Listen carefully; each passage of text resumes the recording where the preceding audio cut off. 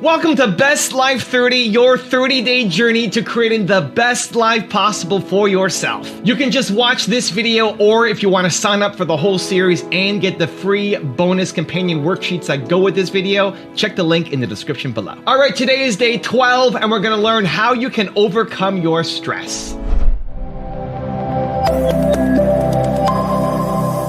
If somebody is, we were mentioning earlier, if somebody is really stressed out, they're not stressed out for no reason. It's because they're focusing on something that makes them feel stressed. They often, when they're focusing on it, it changes the body. You start to feel tight. You start to feel a certain way. And then they use language like, I don't know what to do. Why am I so overwhelmed? So 3 things control how you feel every moment. What you focus on, what you do with your body. If your shoulders are down, if you're breathing like, it's not hard to figure out. You're not going to be in a very resourceful state. If I take that same person and I change their body radically, I get them to talk at a different tempo, I get them to move their body differently. I've taught this for, 41 years. 3 years ago at Harvard, they did a study on power postures where they showed that if you stand like this with your hands on your hips like Superman or Wonder Woman, or if you lean back like this like the guy who's obnoxious at the office and do this, it literally changes your testosterone by 25% within 2 minutes. It reduces cortisol, which you know is the stress hormone, by 30%, and you're 33% more likely to take an action. So if we change what we focus on, if we change the way we use our body, if we change our language patterns, we'll instantly feel different. Think of how do people use their body when they're worried versus when they're excited. Yeah. If you learn to use your body first, use your focus first, you can literally change how you feel in moments, and then you develop new habits where you start to feel good all the time, and it isn't some phony fake pump up. It's literally the way you've conditioned your body. Just like being fit as an athlete, you want to be emotionally fit. As I said, 70% of the time, people live in stress, and living in stress is living in survival. Now, all organisms in nature can tolerate short-term stress. You know, a deer gets chased by a pack of coyotes. When it outruns the coyotes, it goes back to grazing and the event is over. And the definition of stress is when your brain and body are knocked out of balance, out of homeostasis. The stress response is what the body innately does to return itself back to order. So you're driving down the road, someone cuts you off, you jam on the brakes, you give them the finger, and then you settle back down and the event is over and boom, now everything's back to normal. But what if it's not a predator that's waiting for you outside the cave, but what if it's your coworker sitting right next to you, and all day long you're turning on those chemicals because they're pushing all your emotional buttons. When you turn on the stress response and you can't turn it off, now you're headed for disease, because no organism in nature can live in emergency mode for that extended period of time. It's a scientific fact that the hormones of stress downregulate genes and create disease, long-term effects. Human beings, because of the size of the neocortex, we can turn on the stress response just by thought alone. We can think about our problems and turn on those chemicals. That means then our thoughts could make us sick. So if it's possible that our thoughts could make us sick, is it possible then our thoughts could make us well? And the answer is absolutely yes. So then, what are the emotions that are connected to survival? Let's name them. Anger, aggression, hostility, hatred, competition, fear, anxiety, worry, pain, suffering, guilt, shame, unworthiness, envy, jealousy. Those are all created by the hormones of stress. And psychology calls them normal human states of consciousness. I call those altered states of consciousness. So then we tend to remember those traumatic events more because in survival, you better be ready if it happens again. And when the survival gene is switched on, you could have 10 really great things that happen to you in your day. And you just have one bad thing that happens, and you cannot take your attention off that unhappy thing because the survival gene is switched on. Many years ago, after the DNA helix was discovered by Watson and Crick, they said the blueprints of life, all diseases are created from genes. It turns out less than 5%, more like 1% of people on the planet are born with a genetic condition like type 1 diabetes or Tay-Sachs disease or sickle cell anemia. The other 95 to 99% are created by lifestyle and by choices. You can take 2 identical twins, exact same genome. One dies at 51, the other one dies at 85. Same gene, different environment. So all of a sudden they said, we lied. That was wrong. It's not genes that create disease. It's the environment that signals the gene that creates disease. Well, okay. But that's not the whole truth, too, because you could have two people working side by side in the same factory. One gets cancer after being exposed to a carcinogenic for 25 years. Both working for 25 years, the other one has no cancer at all. So there must be some internal order that would cause one person to not get it while another one does. So is it possible then, if the environment signals the gene, and it does, and the end product of an experience in the environment is called an emotion, can you signal the gene ahead of the environment by embracing an elevated emotion? We've done the research on this. We measured 7,500 different gene expressions in a group of people that came to an advanced event for 4 days. And we had them doing a seated meditation, a walking meditation, a laying down meditation, a standing meditation. And at the end of 4 days, just 4 days, the common 8 genes that were upregulated, 2 genes to suppress cancer cells and tumor growth, 2 genes for neurogenesis, the growth of new neurons in response to novel experiences and learning, the gene that signals stem cells to go to damaged areas and repair them, the gene for oxidative stress was upregulated. We started seeing all these genes that are very, very healthy to cause the body to flourish. Imagine if people were doing that for 3 months. We also measured telomeres, the little shoestrings on the end of DNA that tell us our biological age. We asked people to do the work, meditation, 5 out of 7 days for 60 days. Measure their telomeres that determine their biological age. 60 days later, 74% of the people lengthened their telomeres. 40% significant change. 20% a very remarkable change.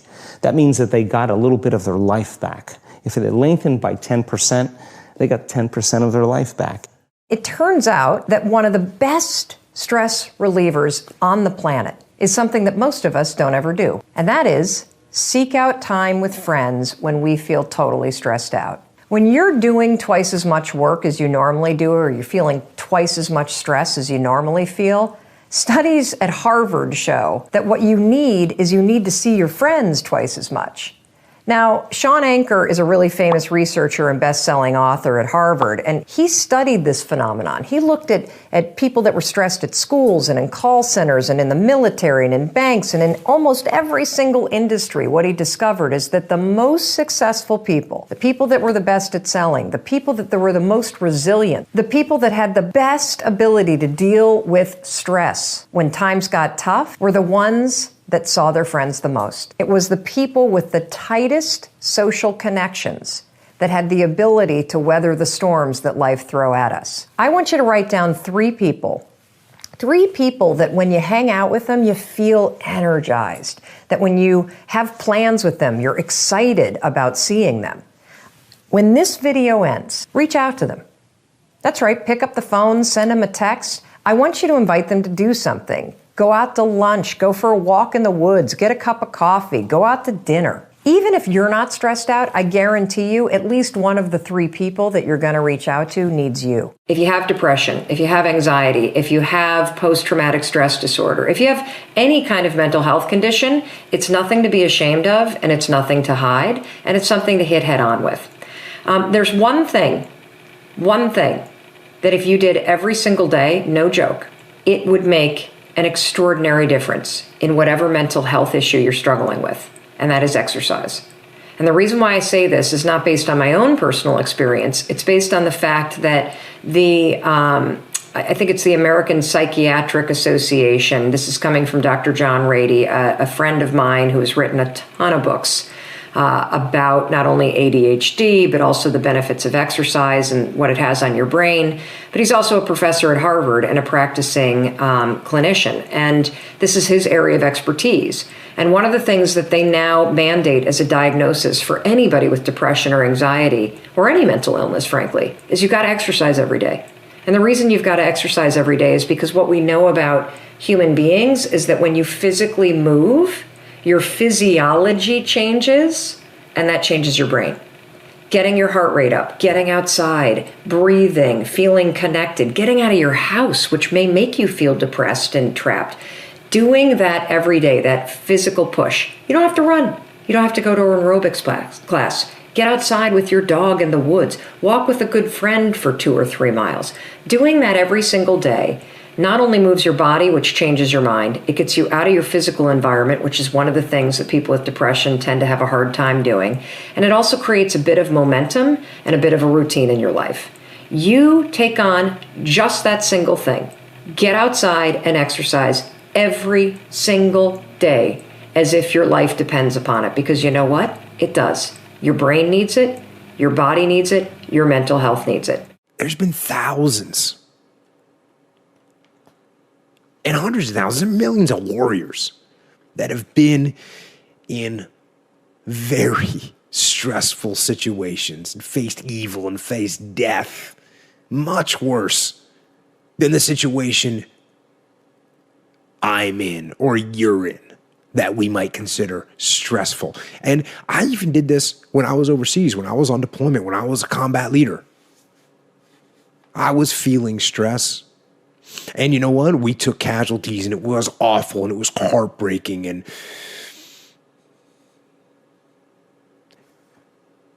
But there were other soldiers and warriors throughout time that have been in much worse situations.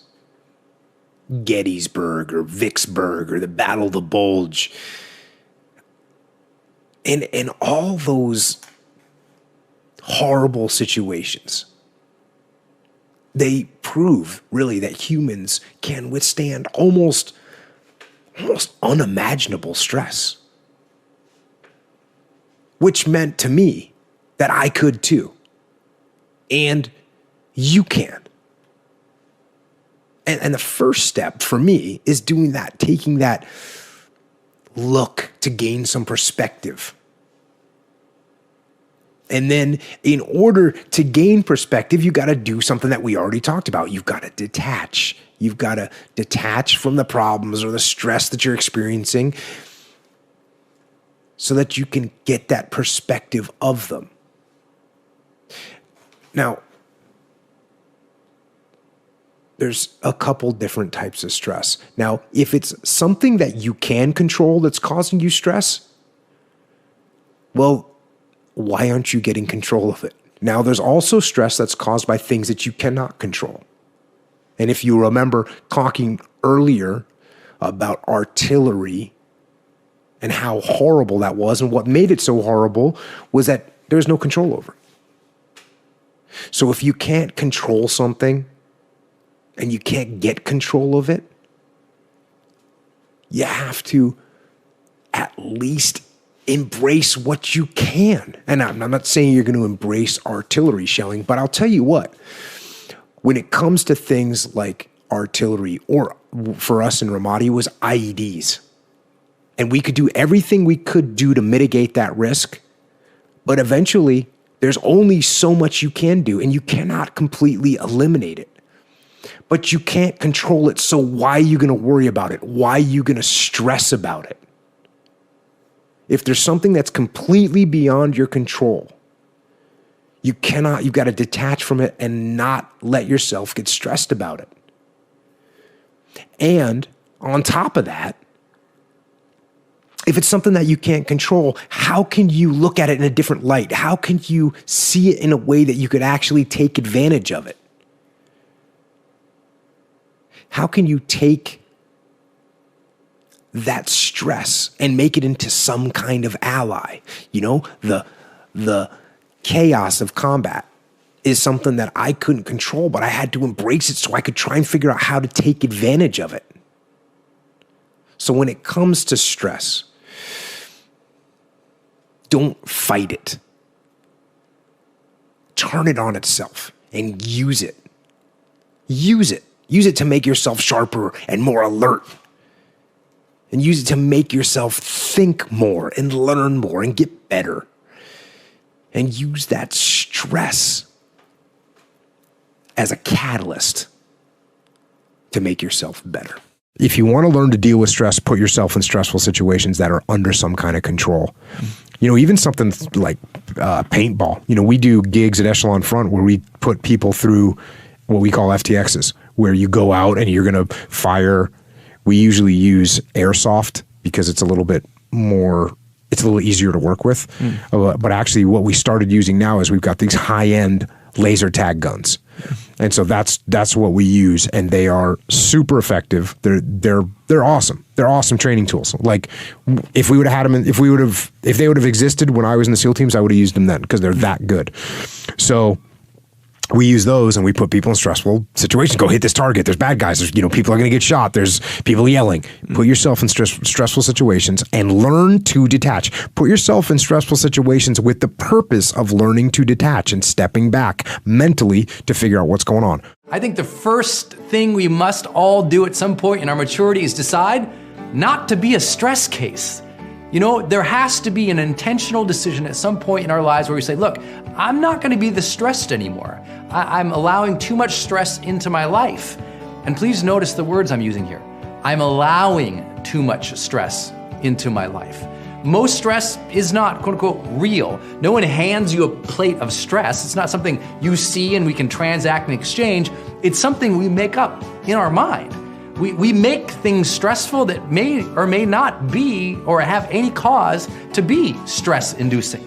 One thing that could stress you out might not be a stressful thing to anybody else.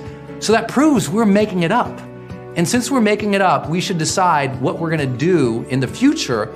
Are we going to always be stressful people or not? I know that sounds so silly, but I made that decision when I was young. I was 20 years old. And I said, look, I don't want to be a stressful person anymore. I used to stress about getting everything right and getting good grades. And I'd stress about, pleasing people and stress about, did I fit in? I'd stress about college. I'd stress about, and at some point I said, all this is made up. Matter of fact, most stress is coming from usually one of two things. First is a false time crunch that we perceive.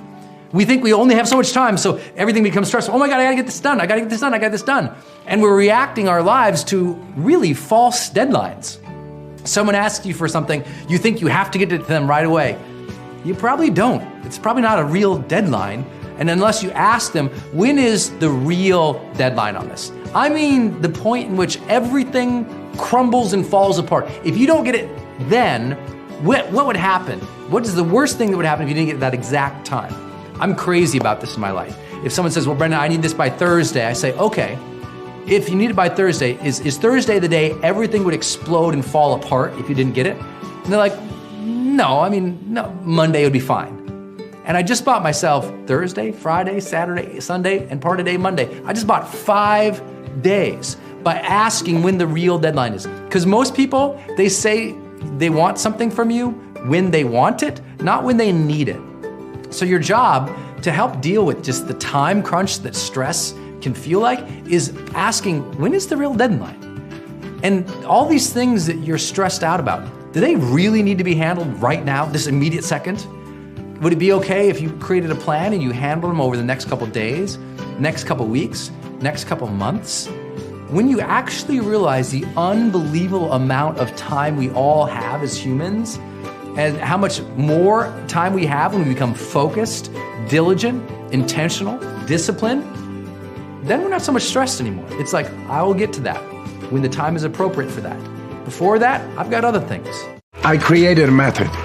The components are breathing, mindset, and cold exposure. Gradual, non-forced cold exposure. And that's to optimize the mind-body connection. Wim has figured out ways, namely through breath work and through exposure to cold, to take conscious control over aspects of his physiology that, for most people, they simply can't tune into and control.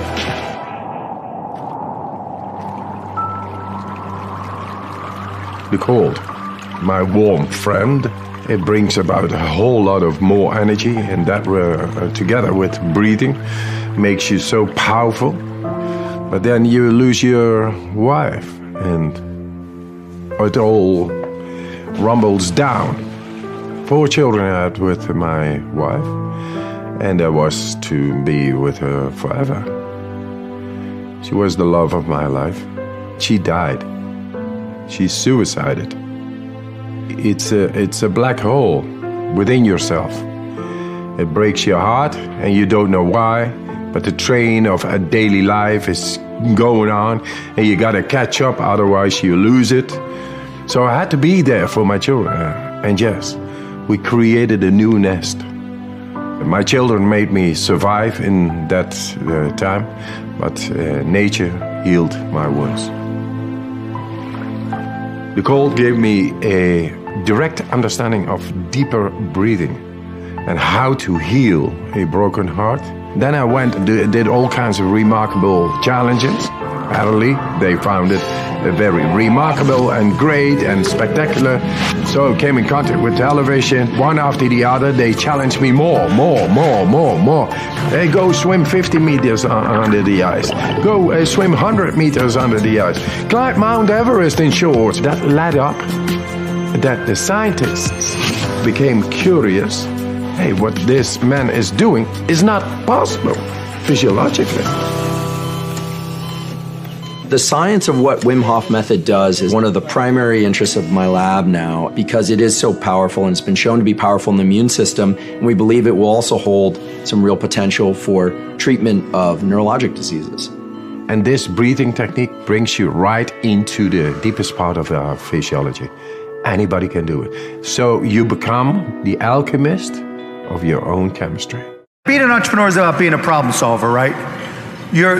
What is selling? Selling is not convincing. Selling is helping. As tech entrepreneurs here, if you're going to a customer, whether it's a consumer or you're in B2B, either you're making your customer's life easier, either you're reducing your stress, or you're making it harder and you're increasing their stress. I mean, over the years, I think some of the things I've come to learn, particularly dealing with some of these Shark Tank companies, is one of the greatest skill sets that an entrepreneur, employee, salesperson can have is reducing stress. If you find that when you go to work, stress increases the minute you walk in the door, you've got a problem. If you have an employee and the minute they walk in the door, you have a problem and they have a problem. And what I've found is the best companies, the best employees that I have, the best investments that I have are the people who reduce stress, because those are the people we don't want to give up. They may not, they don't make the most noise, they don't always get the biggest paychecks, they don't always close the biggest deals, but when there's problems that need to be solved, they're already working on them before you're even aware of them. Those are the people that we love, and those are the things, reducing stress. If you set in your mind goals as an entrepreneur for your company, one, keeping your, selling and keeping your customers very happy. Two, staying ahead of the curve with your competitors. And three, reducing stress of everybody around you, all your stakeholders, you're going to be successful.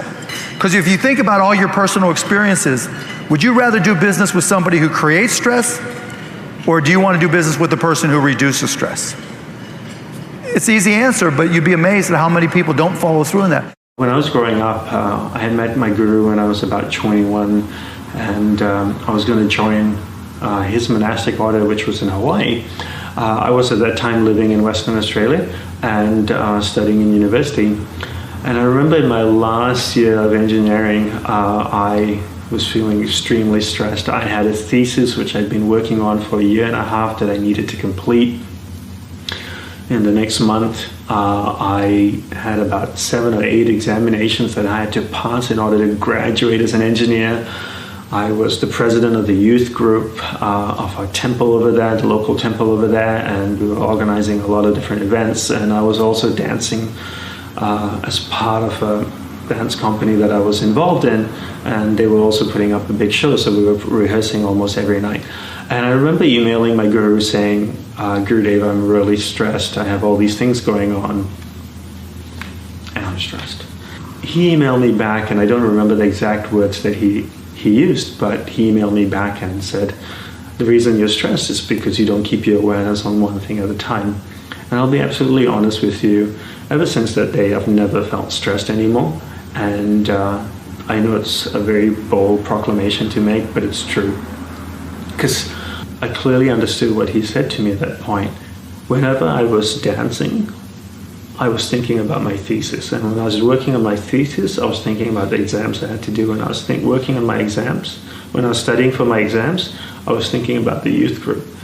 And wherever I was thinking about something else. Anxiety comes because we allow awareness to drift away from the present moment and go into the future or into the past in an uncontrolled way.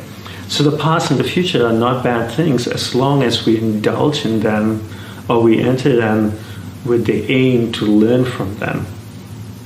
But if we just allow awareness to travel into the past and the future all the time, it creates anxiety. And we do that because we're afraid. Anxiety comes out of a sense of fear where we allow awareness to go into the future. We create a situation that hasn't happened. We bring it back into the present and start living it as it has already happened. You keep repeating the process over and over and over again. You build anxiety. I'm going to get sick. I'm going to get sick. You think in the future, what if I get sick? Then what happens? Oh my God, I'm going to get sick. And then you bring back the present and you start living that. 5 minutes later, you let your awareness go into the future and you think to yourself, I'm not going to get better, I'm going to get sick. And then you bring awareness back into the present again and you start worrying about it. You keep repeating this process over and over again and you build anxiety. So the way to get overcome